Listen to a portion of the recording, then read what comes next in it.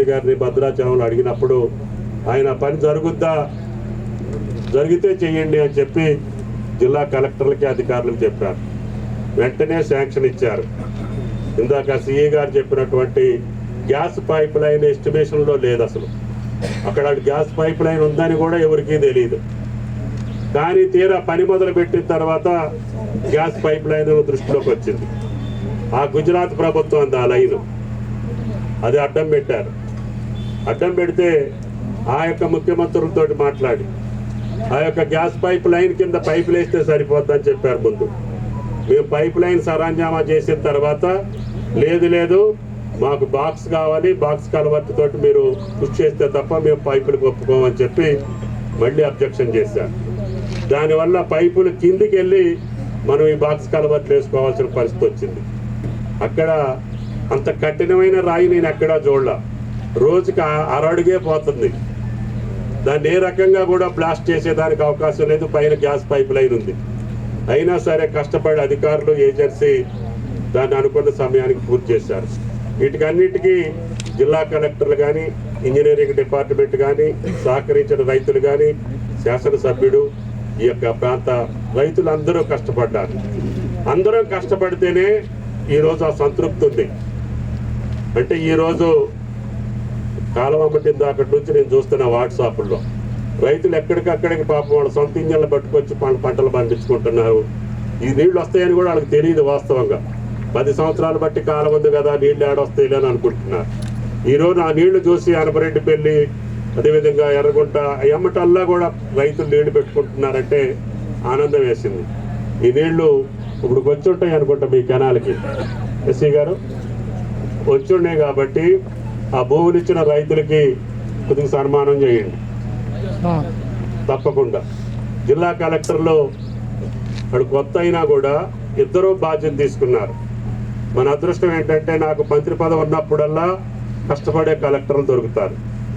అది జిల్లా ప్రజల యొక్క అదృష్టం. కాబట్టి దయచేసి వాళ్ళు అటువంటి వ్యక్తులు ఉన్నప్పుడే మనం పనులు చేసేదానికి అవకాశం ఉంటుంది. నేను PVRK ప్రసాద్ గారి దగ్గర నుంచి సుమారు 25-30 మంది కలెక్టర్లను చూసి ఉంటా. నాకు సమయం వచ్చినప్పుడల్లా, అవకాశం వచ్చినప్పుడల్లా పనిచేసే కలెక్టర్లు వస్తున్నారు. దానివల్ల ఈ జిల్లాలో జరిగిన ప్రతి కార్యక్రమంలో కూడా నా పాత్ర ఉండే అవకాశం వచ్చింది. అది దుమ్మగూడెం మండలంలో చేసినటువంటి ఆక్విడిక్ట్ తాలిపేరు మీద, అది ఆసియాలోకి వెళ్ళే పొడవైనటువంటి ఆక్విడిక్ట్. ఆ ప్రాజెక్టు కట్టి ఆగిపోతే 25,000 ఎకరాలకి ఆ రోజుల్లోనే ఆక్విడిక్ట్ నిర్మాణం చేసి నీళ్లు ఇచ్చాం. అదేవిధంగా మోడికొంట వాగు, పాలెం వాగు ప్రాజెక్టులు భద్రాచలానికి ఈ పక్క ఉన్నాయి కాబట్టి అటు ఎత్తిపోతల పథకాలు కూడా ఇవ్వాలని చెప్పి అక్కడ కూడా ప్రగళ్ళపల్లి లిఫ్ట్ ఇరిగేషన్ కూడా దాన్ని ప్లాన్ చేశాం. ముఖ్యమంత్రి గారి దృష్టిలో ఉంది. ఇరిగేషన్ మంత్రి గారు కూడా అనేక సందర్భాల్లో ఈ జిల్లా పట్ల, ఈ జిల్లాలో ఉన్న పెండింగ్ ప్రాజెక్టుల పట్ల ఆయన పూర్తిగా అవగాహన చేసుకొని నిన్న ఈరోజు ఢిల్లీలో ఉండటం మూలాన రాలేకపోయారు. ఆయన పూర్తి సహకారం ఉంది.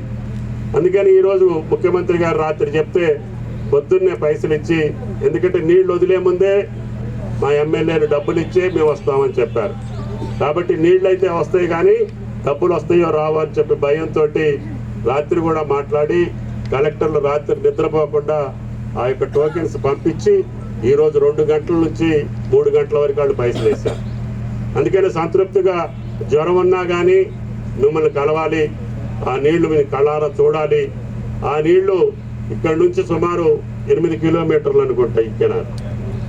ఈ కెనాల్లో ఉన్నటువంటి రైతులు కూడా రేపు కలెక్టర్లు ఇద్దరు ఈ 100 కిలోమీటర్లు ఉన్నటువంటి మెయిన్ కెనాల్కి ల్యాండ్ ఎక్విజేషన్ చేసి, అదేవిధంగా ల్యాండ్ ఎక్విజేషన్ చేసే లోపులో ఎక్కడ వాగులుంటే, ఎక్కడ వంకలుంటే మారేళ్లపాడు లిఫ్ట్ ఇరిగేషన్ దగ్గర నుంచి పినపాక నియోజకవర్గంలో ఇదే జూన్ కల్లా 35,000 ఎకరాలకి వెళ్ళేటటువంటి తుమ్మల చెరువు లిఫ్ట్కి అది కూడా నేను ప్రారంభోత్సవం చేస్తానని చెప్పి కూడా ఈ సందర్భంగా మనం చెప్తున్నాం.